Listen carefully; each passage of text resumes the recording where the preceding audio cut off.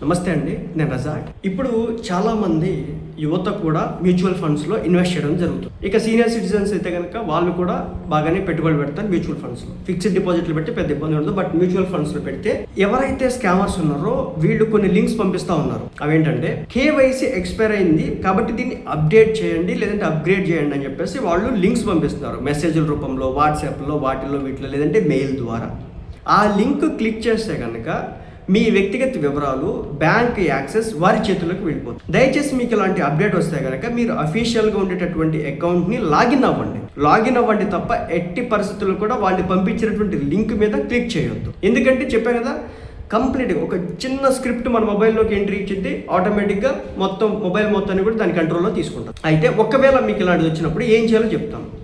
ఎల్లప్పుడూ కూడా KYC registered ఏజెన్సీల ద్వారా మాత్రమే, ఈ మ్యూచువల్ వెబ్సైట్ల ద్వారా మాత్రమే స్టేటస్ని చెక్ చేసుకున్న తర్వాత మాత్రమే అప్డేట్ చేయండి. అయితే మీరు ఎలా చెక్ చేసుకోండి? సో ముందుగా ఏంటంటే కేఆర్ఏ లేదా ఏఎంసీ వెబ్సైట్ని ఓపెన్ చేసుకోవడం. ముందుగా మీరు పెట్టుబడి పెట్టినటువంటి మ్యూచువల్ సంస్థ ఏఎంసీ వెబ్సైట్ని కానీ లేదంటే కనుక అధికారిక కేవైసీ రిజిస్ట్రేషన్ ఏజెన్సీ కేఆర్ఏ వెబ్సైట్ని కానీ ఓపెన్ చేయాలి. ఇండియాలో వచ్చేసి సివిఎల్, క్యాంప్స్ లేదా కేఫిన్టెక్ ఇలాంటి సంస్థలు ఏవైతే ఉన్నాయో ఇవన్నీ కూడా ఈ డేటాని వాళ్ళు కంట్రోల్ చేయడం జరుగుతూ ఉంది. గూగుల్లో వీటి కోసం వెతికినప్పుడు అవి ఈ ఏదైతే క్యాంప్స్ కావచ్చు, సివిఎల్ కావచ్చు, కేఫిన్టెక్ కావచ్చు, ఈ వెబ్సైట్ని వెతికినప్పుడు అది అఫీషియల్ ఆథరైజ్డ్ వెబ్సైటా లేదంటే కనుక దీంట్లో డమ్మీ ఫేక్ వెబ్సైట్లు క్రియేట్ చేస్తారంటే 1-2 సార్లు వాళ్ళకి సంబంధించిన వెబ్ అడ్రస్ని చెక్ చేయండి, గూగుల్ డొమైన్ని చెక్ చేయండి. నెక్స్ట్ ఏంటంటే వన్స్ వీటిలోకి వెళ్ళిన తర్వాత వాళ్ళు మిమ్మల్ని ఏం అడగరు.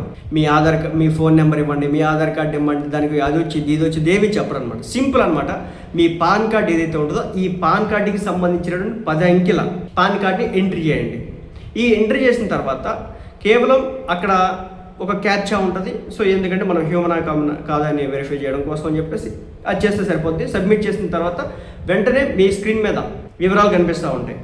సో ఇక్కడ 3 రకాలు కనిపిస్తాయి. ఒకటి వ్యాలిడ్, రెండోది రిజిస్టర్డ్, 3 ఆన్ హోల్డ్ అని చెప్పేసి. ఒకవేళ వ్యాలిడేటెడ్ అని చెప్పేసి ఉంటే కనుక అది కంప్లీట్గా సురక్షితం, దాంట్లో ఎలాంటి తప్పు లేదు. లేదా రిజిస్టర్డ్ ఉంటే కనుక మీరు ప్రాథమిక వెరిఫికేషన్ మాత్రమే చేశారని అర్థం. ఇంకా మిగిలిన ఇన్ఫర్మేషన్ ఏదైనా ఇవ్వాల్సి ఉంటే కనుక ఇవ్వండి. నెక్స్ట్ ఆన్ హోల్డ్ అని ఉంటే కనుక దాన్ని వెంటనే సరిచేయాలని అర్థం చేసుకోండి. ఆధార్ లేదా పాస్పోర్ట్ ఇచ్చారో గమనించండి, అక్కడ ఏ ప్రూఫ్ ఇచ్చారో చెక్ చేసుకోండి. అయితే గుర్తుపెట్టుకోండి, ఒకవేళ స్టేటస్ రిజిస్టర్డ్ అని మాత్రమే ఉంటే వ్యాలిడేటెడ్కి మార్చుకోవడం చాలా మంచిది. దీనికోసం మీ ఫండ్ హౌస్ వెబ్సైట్ ఆధారిత ఓటీపీ లేదా వీడియో వెరిఫికేషన్ ద్వారా ఈకేవైసీ పూర్తి చేయాలి. ముఖ్యంగా ఎన్ఆర్ఐ ఇన్వెస్టర్లు అయితే కనుక తమ నివాస ధృవీకరణ పత్రాలని మరియు పాస్పోర్ట్ వివరాలని కూడా అప్డేట్ చేయాల్సి ఉంటుంది. అలాగే కేవైసీ అనేది ఒకసారి చేస్తే సరిపోయేది కాదు, ప్రతి 6 to 12 monthsకి ఒకసారి మీ స్టేటస్ని అయితే అక్కడ చెక్ చేసుకోండి. ఎప్పుడైతే పెద్ద ట్రాన్సాక్షన్ చేస్తూ ఉంటారో ఇలాంటి టైంలో మాత్రం తప్పనిసరిగా మీరు రెగ్యులర్గా చెక్ చేసుకుంటూ ఉండాలి.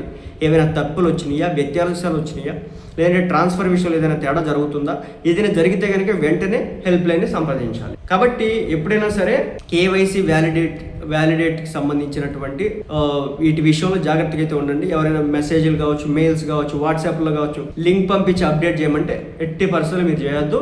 ఆథరైజ్డ్ వెబ్సైట్ ఏదైతే ఉందో 100% మీరు జెన్యూన్ అది ఏదైతే వెబ్సైట్ ఉంటుందో దానిలోకి వెళ్ళి మాత్రమే అక్కడ అప్డేట్ చేయండి తప్ప బయట ఎవరి దగ్గర కూడా మీరు అప్డేట్ చేయకూడదు.